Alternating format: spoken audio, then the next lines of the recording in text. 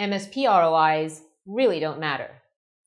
Fairly recently, MSPs have taken to touting their ROI.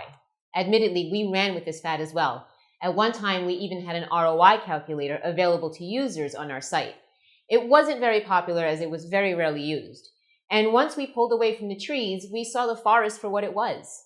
We were offering people a tool they didn't need, a calculator for numbers they didn't have. Genius. So the question is ROI truly irrelevant? No, not at all. But it becomes irrelevant when there is no value to the metrics that are being evaluated. Say, for example, you want to know the return on your investment on a property you intend on flipping. Those numbers are easily calculated. Cost of acquisition plus any rehab deducted from the resale price, and there you have your ROI. But property is tangible and routinely measured. Services do not get the same treatment. And certainly, there are some ancillary benefits to many services that are not considered as they were not the direct goal. For example, when hiring a bookkeeper, while your accounts receivable are attended to and your accounts payable dealt with, the expertise they may bring may carry additional benefits. They may bring insight into better insurance policies or improved employment practices where your company can maximize your hiring dollars. Each of these can be difficult to measure, but certainly not impossible. The truth is that most small businesses don't spend a lot of time measuring. This is why, in effect, our ROI calculator was a waste of web space. Asking individuals to put an estimate on how much money they lost per hour of downtime was a bit much because we were not only asking them to mentally calculate the approximately hourly wage, total burden of each employee, but their rent, utilities, and potential loss in sales. Those numbers are on a spreadsheet for most Fortune 500 companies, but not many outside of that. And honestly, they don't really need them. A small business owner will tell you from experience what works and what doesn't, where the benefits lie for them and what doesn't make much difference to them. They have a certain expertise, and the successful ones know to look for others with expertise they can use to give them the results they want. And they may not come in the form of ROI. Up next, I'll be talking with my friend, Adrian Miller, president of Adrian Miller Sales Training and founder of Adrian's Network. So how do you go about evaluating ROI when it comes to technology investments for your business? First, you need to decide the reasons you are doing so. Are you looking to meet industry regulations? Are you looking for gaps in performance? Or perhaps you're motivated by security concerns? Once you've established your why, next you'll want to determine the goal of your measurements, your what. Whether it's getting better performance for each dollar spent or improve security with investments that make the most sense, your what will stem from your why. Now a little basic math. The basic equation for ROI is as follows. ROI equal gains minus cost divided by cost.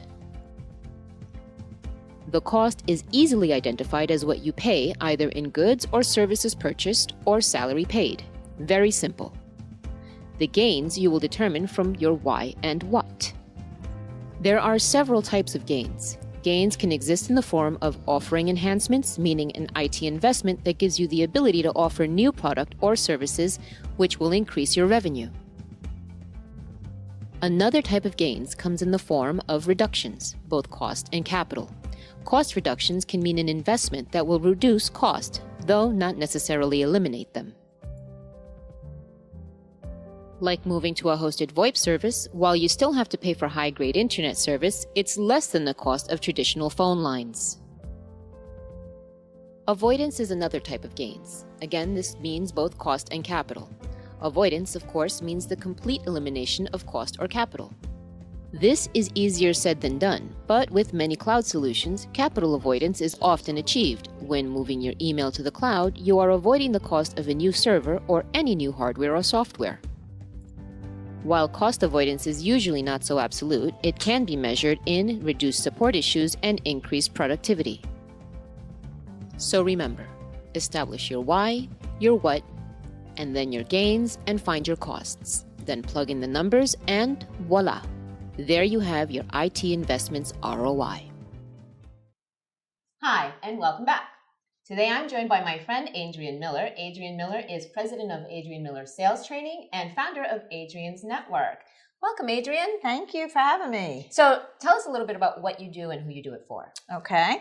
I run a sales training and consulting company for the past 31 years, and I work with small to mid-sized businesses across a vast diversity of industries, and help train their salespeople, train their sales managers, provide strategy consulting, lead generation processes, and everything to do with revenue generation. And I run Adrian's Network, a networking community of 400 business owners looking to help each other grow their business. And might I say, I've been a member of Adrian's Network for a few years, and it's one of the best networks out there in New York City. Thank you. I highly, highly recommend it. Thank you. So in your 30 plus years in sales training and working with businesses, I'm sure that you've seen a lot. The good, the bad, and the ugly. So today we're talking about ROIs, and I'm very sure doing sales training that you probably have some really good experience to share with us. And so I have some questions to ask you. Sure. Okay, so working with small businesses for as long as you have, and the variety of small businesses, in fact, that you have worked with, what do you think that small businesses in general should be focusing more on? Okay. I think what happens in small business is a concentration on the bottom line. What revenue was generated for the year? For instance, right now, as we're heading towards 2019, a lot of my clients are looking at their 2018 numbers. And what they look at more often than not is what sales revenue did we bring in, without really looking closely enough at the cost of doing the sale. What numbers, what statistics, if you will, should be brought into that. The cost of advertising, marketing, sales staff, social media, rent, presentations, travel for sales calls, everything that goes into that fully loaded number to derive their profit margin. But they look very closely at bottom line and nothing else. So it's getting to be a struggle because we're getting closer to, for some of my clients, into pulling apart the numbers that actually will give them a better snapshot of the health of their company. And sometimes it's a rude awakening. But it's a necessary thing because you don't know what changes you should make until you actually diagnose the situation. It's like writing a prescription before you have a diagnosis, and you'd never go to a doctor who would do that. Right. You shouldn't run your company that way as well. Right. And so in looking at all the different things that one should be, examining, what do you think that taking measurements in the processes and procedures of the company plays into getting the right ROI? Process and procedures literally will drive your ROI. There's many times there's duplication of efforts. People are doing things in a way that costs money. Too much time being spent in certain activities. So an assessment of processes and procedures will ultimately lead to cost-saving measures. I've never seen that be a wasted investment in terms of time or money. I have always seen it come out as something that the business owner will say, why didn't I do that before? If I had done that, I would have saved X number of thousands or hundreds of thousands of dollars over a period of time. Right. And I think one of the factors of it is the business owners start their businesses because they are passionate about whatever that is. Right. And very soon they get into the forest, and it's very hard to see, the forest for the trees. So understanding that, and there may be some business owners out there who are, they may know that they need something more than what they have. So their numbers look good, but it's just not feeling right.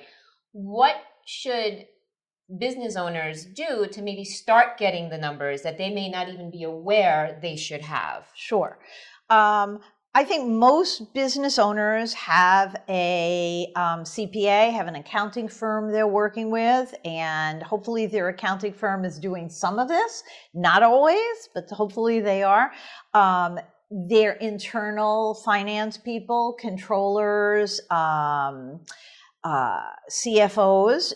Some companies have that. Some companies don't. They're too small. So they're relying entirely on outsourced resources, and that's fine. Sometimes the outsourced resources will truly look in with a different perspective and a different eye into the company. Small companies, often people kind of are homegrown. Mm-hmm. They come together, they stay together, the company grows, and an outside perspective in terms of what should we be looking at is not really evident. So I would say bring in somebody who's a specialist in processes and procedures. Bring in a business coach, perhaps, to help you assess what you have with an eye to where you should be and what you could have, as opposed to trying to do it all yourself. And this is a perfect time of year to do it, just as we're heading towards the end of the year and starting the new year. But it's hard. You mentioned it. Business owner starts a business because they have a passion or knowledge about a product or service. That doesn't mean they're passionate or knowledgeable enough about finance, best practices, processes, or any other aspect of their business. So you bring in resources to help you. You should absolutely bring in resources for this as well. Right. And I'll add, in terms of my industry for IT, an often overlooked aspect of productivity is if the computers are slow, if the network is slow, if the employees do not have the proper tools for the job that they were hired to do, and likely themselves have a passion to do, then what will happen is not only will you have lower productivity, but morale as well, which does affect the bottom line. Totally. So bringing in an IT specialist to do an audit once a year, even if you don't have someone maintaining your systems, makes sense as well.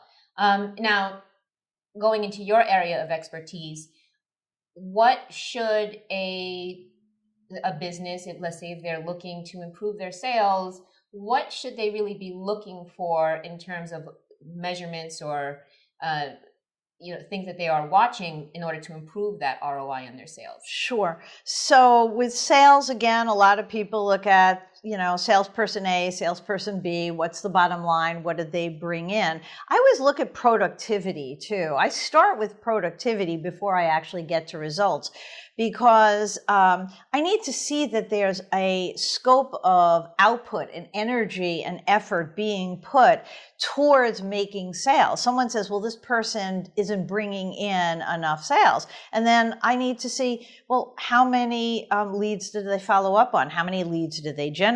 What are they doing to network and get visibility and recognition? In a small company, often that falls to a salesperson themselves to do that versus having a full department helping them with that prospecting. They source their own leads. They're responsible for their own networking. They have to build their own personal brand under the brand of the company. And so I look at all those component parts. So it's productivity, it's results in what market. Are they successful in a market that's dying? Are they successful in a market that isn't profitable? Are they successful in a market that the company doesn't want to be in anymore? So you have to dissect it a lot more carefully than just looking at the bottom line. I tend to do with my clients at the end of the year, a gut check meeting where we will lock ourselves in a conference room for the better part of a day, and armed with a whiteboard, a blackboard, Post-it notes, we really dissect what has happened in sales for that year. Where have we excelled? What strategies have worked? What strategies, which we thought were so incredibly intelligent, were a total bust? What we want to do next year, what we want to do differently, and we're going on instinct, but we have to back it up with some facts and figures. Do we need to hire? Do we need to replace? Do we need to promote?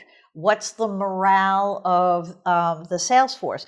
Do we have enough tools? Are we using a CRM tool to measure what people are doing, to make it easier for them to stay on the grid with prospects? How many prospects are in the sales funnel, and what stage of likelihood of coming in are they at, and what do we have to do to pull them through that funnel? Have we lost prospects because we forgot about them? Are people keeping data on a post-it note stuck on their desk?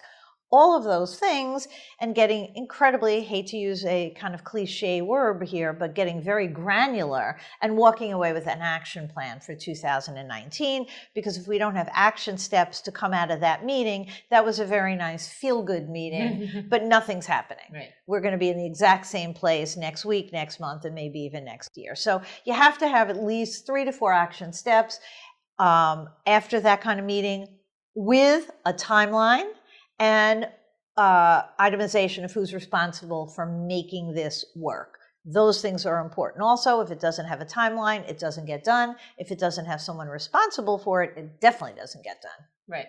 So all great stuff. And I'm really glad you mentioned the CRM, because I have seen many, many businesses who have a sales department, or, a few salespeople, but no CRM. And so there's no way to report on this information. Yeah. And without having the data, yeah, you cannot make that action plan. Yeah. Another point on CRMs that I've seen is choosing the right CRM. Right. Because too often small organizations are going with a big name CRM because it's a big name, and it's kind of like, whacking a mosquito with a mallet. Yep. So you have to be very careful about which CRM you choose, that it suits your needs and not way much more, because it'll just cause you more hassle and will lower that ROI. It also will undermine morale, because the bigger it is, often, I'm not bashing any company here, but the more complicated and difficult it is to use. And so you need to have a CRM tool that people get benefit from, that is not so onerous to work, right, that they can look at on their phone, that will help drive their behaviors. Because every Friday afternoon or every Monday morning, very early, and if you've got a very ambitious sales team over the weekend, you need them to plot out their week ahead. And that plot, that path, is driven by what they see in their CRM. Who do they need to call? What do they need to say? Why do they need to say it? Is it built on something that was said before? Do they have enough people to be working with in the upcoming week, or do they have to fill their sales funnel in a more robust way? It will drive the emails they send, the text messages they send, the phone calls, the appointments, and everything else that they need to do to have a successful, productive, and profitable week. And you can't wing it. Right. You can't wing it. Absolutely. Agreed. If you have any questions on CRM, please feel free to email us at info@datavelocity.com. Now, I want to know, do you have measurements you watch reliably? What do you measure? Or what don't you measure, but you still have a solid handle on? What are those things for which you have success relying on experts? I want to thank Adrian for joining us today.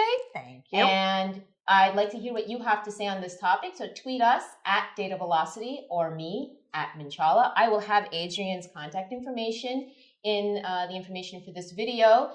And if you'd like to reach her, or join Adrian's network, which I highly recommend, the information will be ready for you there. So thank you very much for joining us. Enjoy the rest of your day.